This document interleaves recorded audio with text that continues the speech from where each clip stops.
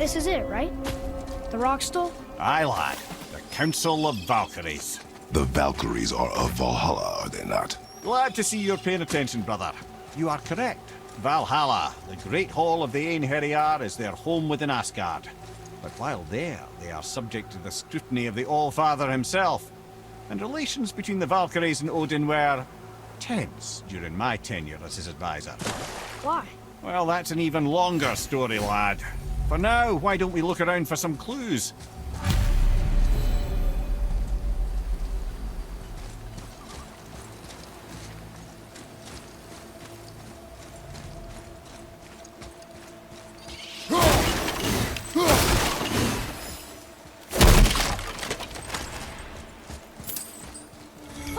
Try placing one of the Valkyrie helms on a throne.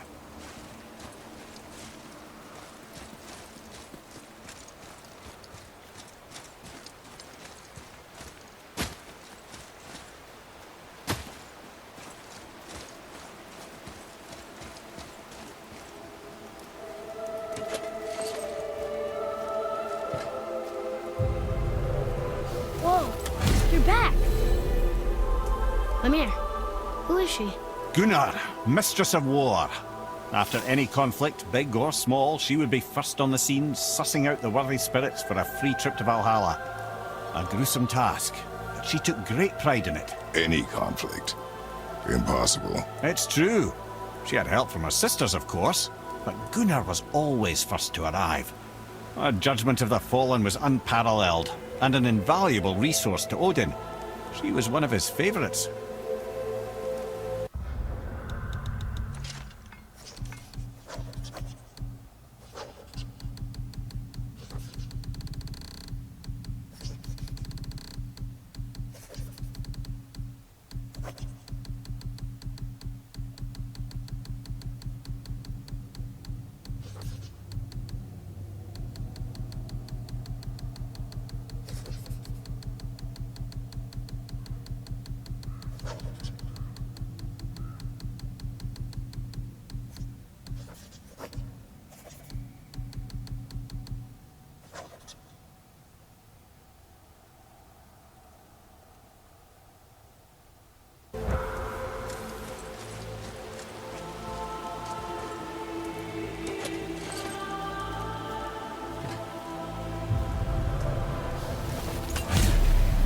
Ah, Gondul. Beautiful Gondul. And? Huh? That's it?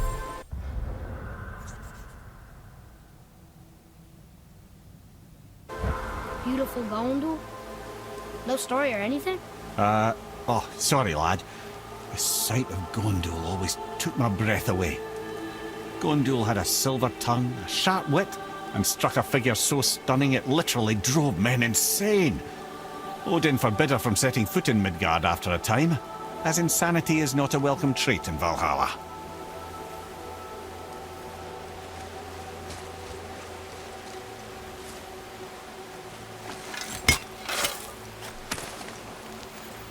Well, that solves that treasure map.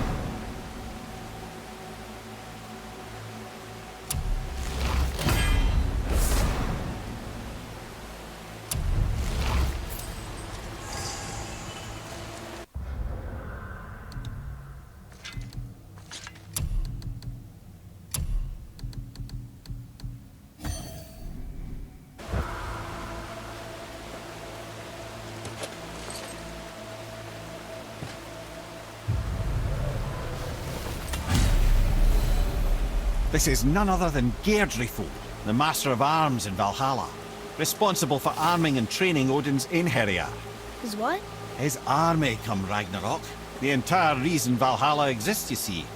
The Einherjar wait in the Great Hall endlessly, feasting, drinking, and fornicating themselves silly. Once Ragnarok begins, Odin calls them into service to fight on his behalf. Geirdriful had her hands full training that lot.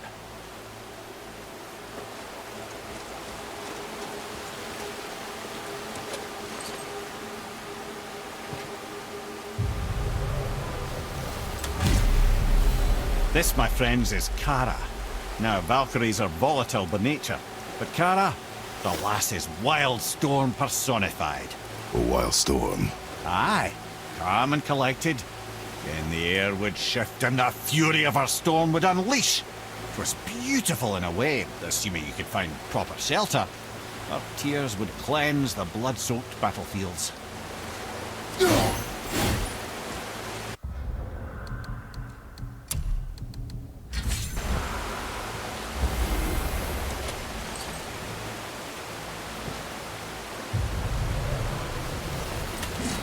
This is Rota, a chooser of the slain. I thought all the Valkyrie did that. Not exactly, lad. Although that is what they're most famous for, and by far their greatest responsibility. You've seen what happens to the dead without the judgment of the Valkyries. Hellwalkers. That's right. Rota, Gunnar, Skuld. Without them to clean up the aftermath of battle, hell overflows with souls meant for Valhalla. A sorry state of affairs. Rota must be beside herself.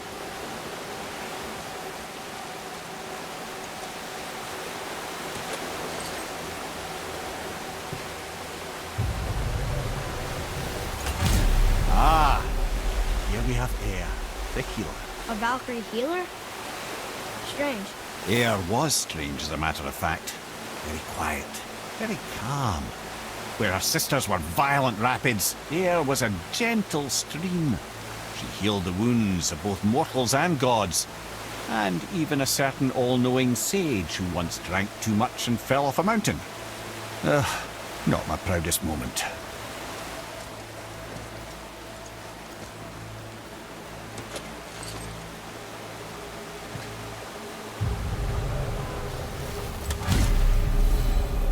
Well, well, Hilda, mistress of battle. She and Odin got on quite well, actually. Her and the other Valkyries, not so much. She would spend most of her time here in Midgard observing discord between the living, and sewing some up herself from time to time. She lived for conflict.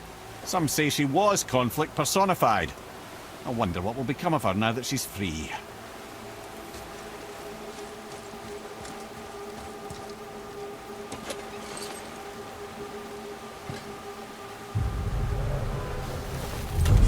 Olrun, once the daughter of a powerful chieftain. She fell defending him during a Reaver attack. Olrun was escorted to Valhalla, where she chose to devote her afterlife to the pursuit of knowledge above all else. Quite unusual behavior amongst the constant drinking and feasting of her fellow Valhallian denizens. How'd she end up a Valkyrie? Odin.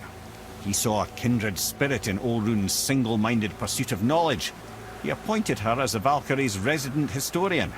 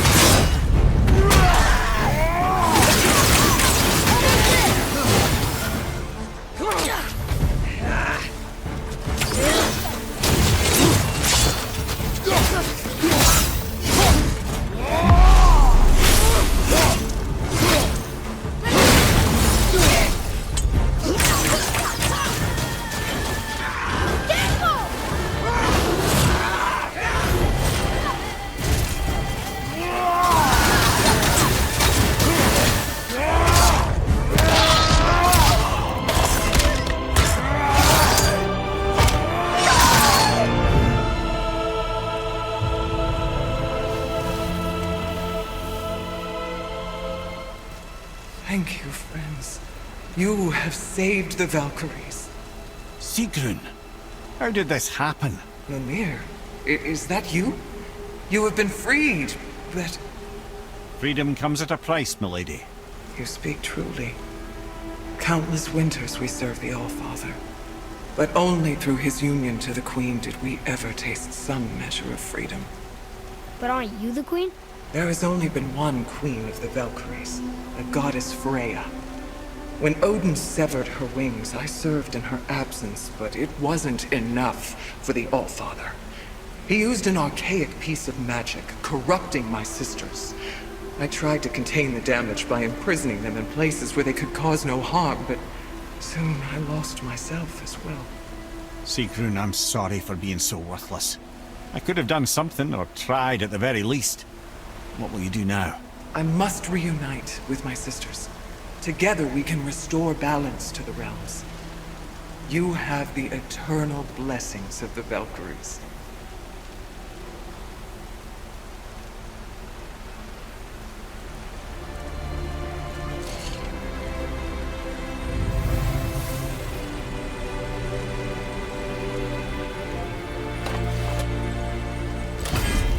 Well, we did it, I suppose. You don't sound very happy about it. It's difficult to be happy about anything when you're a reanimated head. I'm grateful we were able to set the Valkyries free. But so much of this could have been avoided, if only... You said it yourself, Head. It does not matter anymore. The past is the past. Well, that's awfully cheerful coming from you. I am in a good mood. The dwarves will make use of this help. Your dad's a wee bit single-minded, isn't he, lad? Definitely.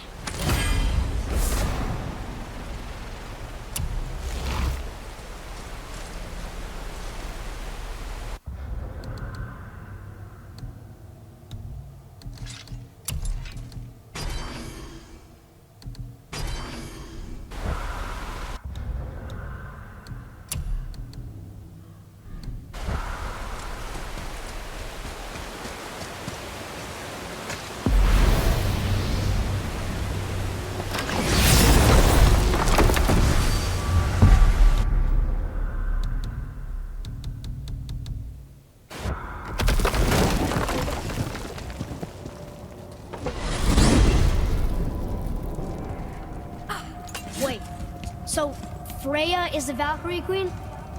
She never told us. You never told us. Explain yourself, Head. Or are you bewitched again? Not at all. Freya was Queen of the Valkyries at one point. Part of her marriage dowry included overseeing the Valkyries themselves. As a powerful Vanir goddess, they revered her. I never knew how much until now. Whoa.